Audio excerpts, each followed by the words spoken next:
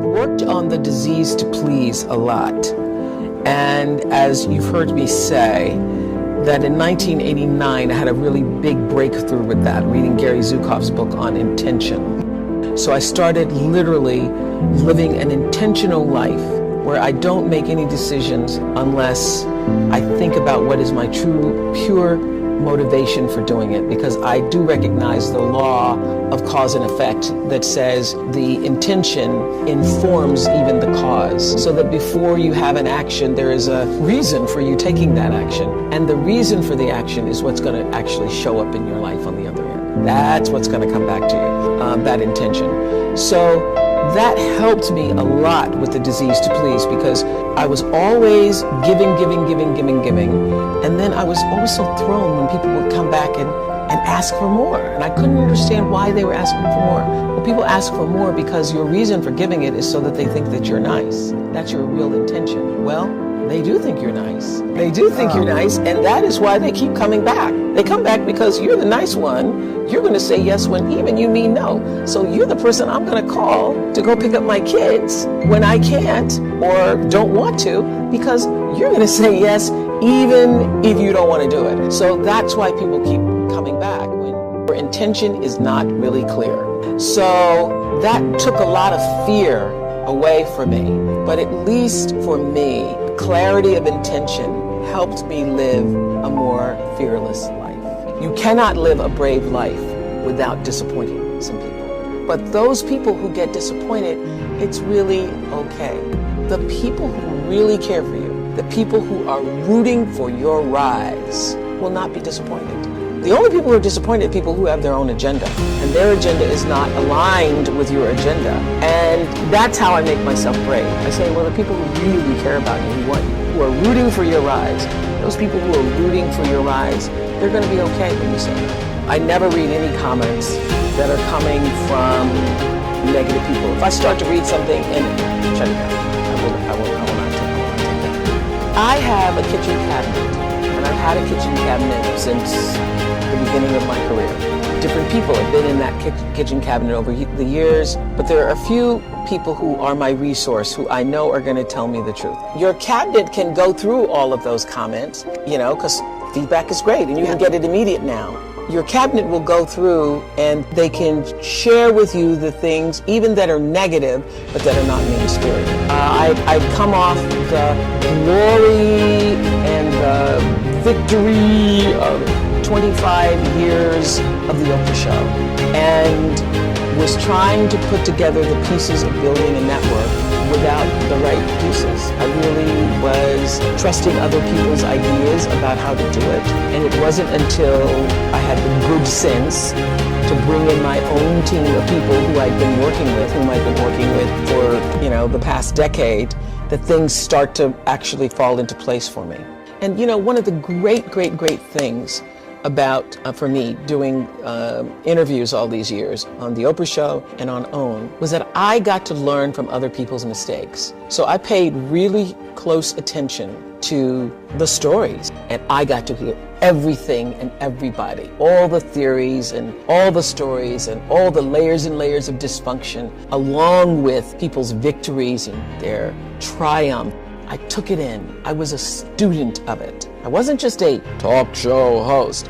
I was a student. I became a student of life, other people's lives, and how to live well by listening to those stories. So I paid real attention.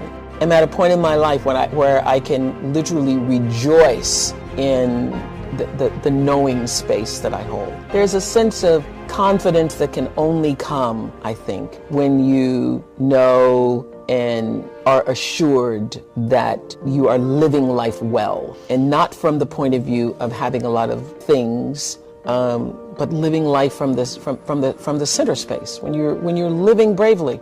When you're living bravely because you're living your truth. It was during my show that I absolutely learned for sure, for myself, through other people's stories, that there really isn't any such thing as failure. And I could see the thread of courage that was required every time you fell down.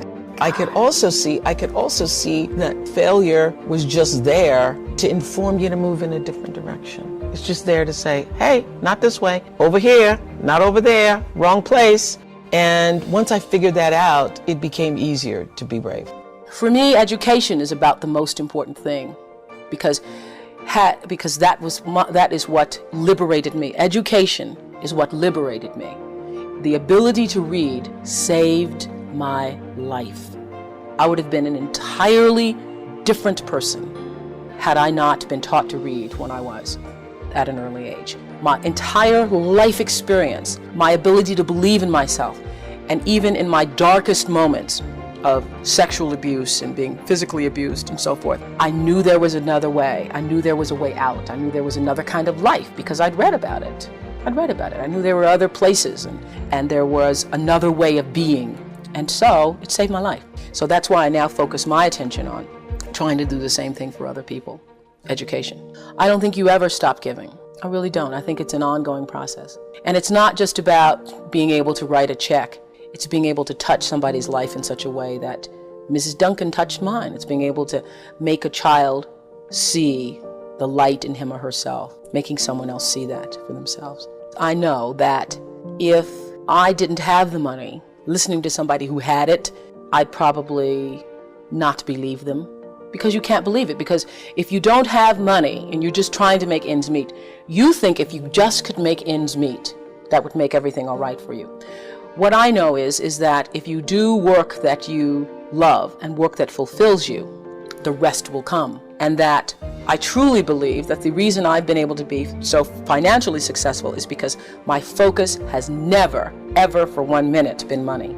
And the fact that the money has come has really surprised me. I've been just really surprised and delighted and very pleased and many times overwhelmed by it. But the money has never been the focus.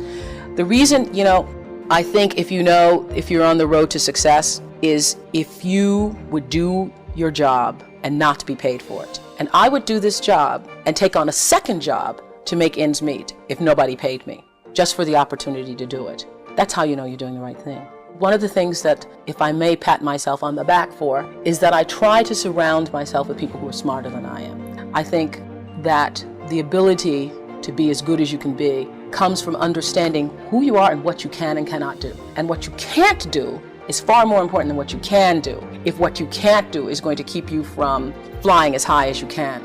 Now, when my lawyer first came to me and said, you can own your own show, it literally took the ceiling off my brain because I had never even thought that high before. I never even thought that was possible. And everybody needs somebody in their life to say, yes, you can do it. I have a niece who's 15, who several years ago, I said to her the same thing my father said to me. I said, you are too smart to get C's. I mean, I heard my father speaking. We were crossing the street one day and she was talking about her grades. You're too smart to do that. You could be an A student. And she said, do you really think I can? Oh, of course. So you're such a bright person. And she started getting A's and said to me a year later, nobody ever told me I could. And I think one of the most important lessons to learn is that we are all responsible for our lives, but nobody gets through this life alone. Everybody needs somebody to show them a way out or way up. Everybody does. What I know for sure is if you focus on the substance, the success will come. And most importantly, let failure be your friend. There are going to be times, of course, where you're going to win a lot. A lot of things are going to go your way. And it's wonderful to bask in that adulation and to feel proud of your successes. But it's the times when things go wrong, when you fall or fail, that you're actually going to learn the most about yourself. Knowing who you are. Knowing who you are.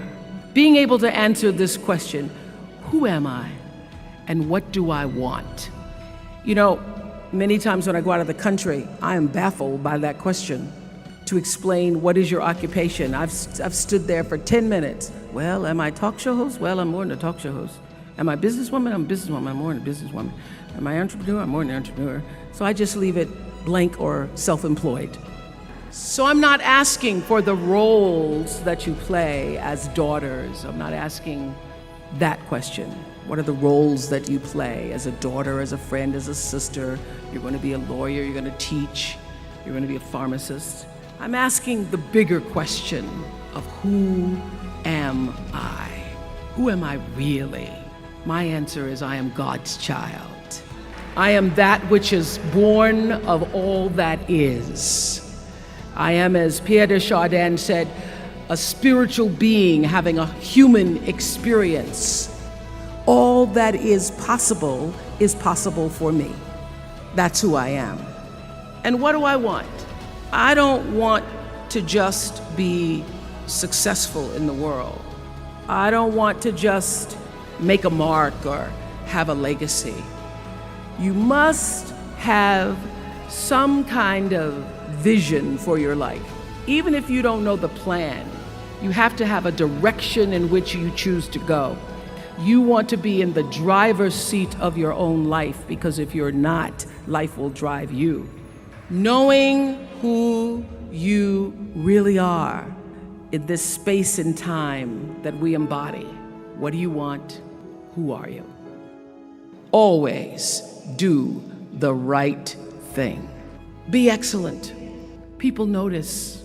Think of how you notice. You go to Taco Bell, somebody gives you an extra napkin and some sauce. You notice. You want to go back to that person, because even at Taco Bell, excellence shows itself. And what I know is that when you are excellent, you become unforgettable. People remember you. You stand out. Regardless of what it is, you become an unforgettable woman. And that is what we all want. We want to be unforgettable and not forgettable. So doing the right thing, even when nobody knows you're doing the right thing, will always bring the right thing to you. I promise you that. Do the right thing, even when other people think it may not be. And oftentimes, when you make a decision to do the right thing, immediately you're faced with doubt. Was that the right thing? Was that the right decision? I don't know. Was that the right thing? You always know it's the right thing, when in the end, there is peace. You are rewarded by peace. The most important thing I have come to know in doing the right thing and making the right choices is understanding people don't always like you, and they're not always happy for you. And if you surround yourself with people who are not accustomed to your success, they become fearful, they become scared, because you are reflecting back something to them that they don't recognize. Now, they're not going to say, you know, I'm very fearful because you're reflecting back to me something I don't recognize. They're going to say, you know what they're going to say? They're going to say, who she thinks she is. Who she thinks she is. That only happens when you are around people who do not mean and want and aspire to the best for you. People who want the best for you want you to be your best. So my greatest advice to you is to surround yourself with people who are going to fill your cup until your cup runneth over.